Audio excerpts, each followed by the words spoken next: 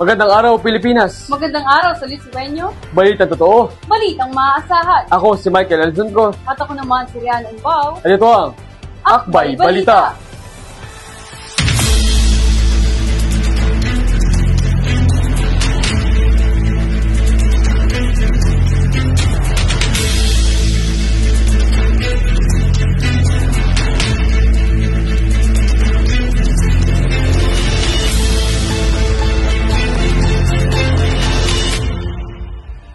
At narito ang mga ulo ng balita sa araw na ito. Selebrasyon ng Buwan ng Wika, samot-saring patimpalak sa Loisoy Integrated School. Dedikasyon ng mga batang atleta sa Loisoy Integrated School, puspusang pag-eensayo. Intramurals na sa Loisoy Integrated School, nagsimula na. Selebrasyon ng Buwan ng Wika, samot-saring patimpalak sa Loisoy Integrated School. Alamin kay Freya Bularan. Magandang araw sa Lisueño. Ngayong buwan ng Agosto, ipinagdiriwang dito sa Loisoy Integrated School ang buwan ng kasaysayan na may temang Diwa ng Kasaysayan, Pabilin sa Kabataan.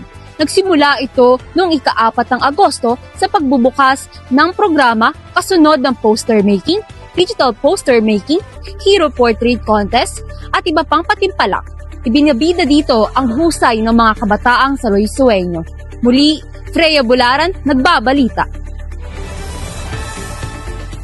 Dedikasyon ng mga batang atleta sa Loisoy Integrated School, puspusan ng nag-eensayo. Alamin kay Raymond Tinuel Cruz. Narito tayo ngayon sa Loisoy Integrated School para saksihan ang puspusang paghahanda ng mga atleta para sa darating na cluster meet ngayong Setyembre. Nakikita rito ang dedikasyon ng mga batang atleta para sa pagkuha ng panalo. Sa ngayon, ang paghahanda na ginagawa namin ay nag-training kami ng whole day kapag Sabado at Linggo, at kapag weekdays naman ay para sa yung mga umaga, nagka-training sila ng hapon, at sa yung mga pang-hapon naman ay nagka-training sa pang-umaga. Para mapalakas ang sistema ng mga bata at yung, syempre, kailangan din ng madisiplina rin ng mga bata para sa darating na cluster meet. Yun lamang. Makikita talaga nating desidido ang mga batang atleta sa kanilang ginagawang pag-eensayo dahil nasa puso nila ang pagiging batang panalo. Ako si Raymond Tinuel Cruz para sa Balitang Sports.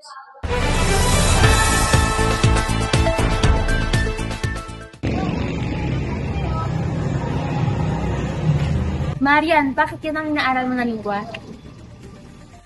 Kasi naman, ang hirap aralin ang sarili nating lingwahe. Dapat ang tinatangkilik mo na lingwahe ang ating wika.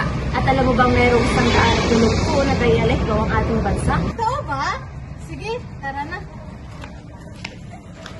Ang ating mga wika ay sakisan ng ating kultura at tulay tungo sa pagkakaisa ng ating bansa. Tandaan, ang pagrespeto at paggamit ng sariling wika ay pagmamahal sa ating bayan.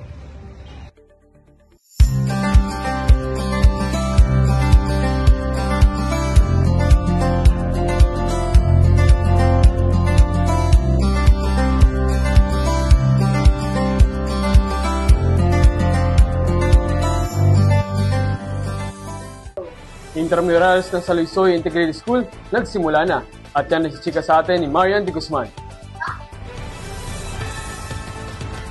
Mga kachika, handa na ba kayo? Ang pinakahihintay nating pagsisimula ng Intramurals 2025 ay nalalapit na sa darating na Agosto 26 hanggang 28 taong kasalukuyan. Opisyal na magbubukas ang Intramurals 2025 na pangungunahan ng Departamento ng MAPE at Sports. Isang nakakaaliw at kapanapanabik na kaganapan nito para sa mga mag-aaral ng Loisoy Integrated School, lalo na sa iba't ibang patimpalak na maaari nilang salihan, tulad na lamang ng mga sports na volleyball at badminton. Tampok din dito ang Mr. and Miss Intramurals at ang inaabang hip-hop competition. Kaya naman, ihanda na ang inyong mga panlaban, mga sigaw at kasuotan ng bawat grupo. Sabay-sabay natin ipanalo at ipagdiwang ang diwa ng ating paaralan. Ako si Marian de Guzman, ang inyong kachika. At yan mga balitang hatid namin sa inyo. Balitang totoo. Balitang maaasahan. Ito ang Akbay Balita.